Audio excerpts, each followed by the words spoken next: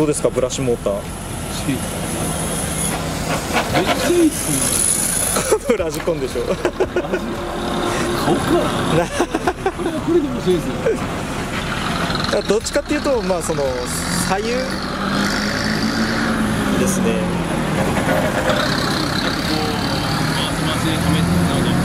右と左ですよね。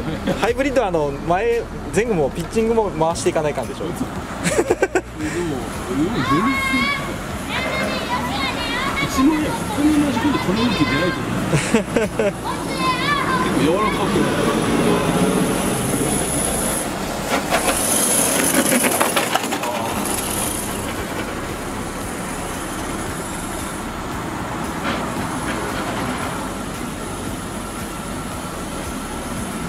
まあアスファルトだともうちょいロールを減らした方がいいんでしょうけどね。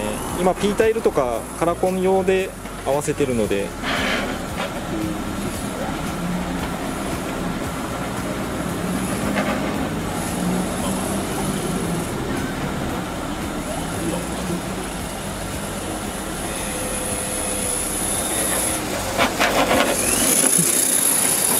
前後を考えなくていいから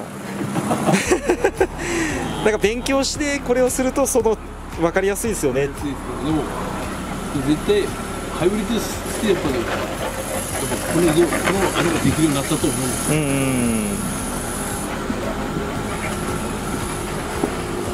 言うと同じような素材一応やってるんですけど、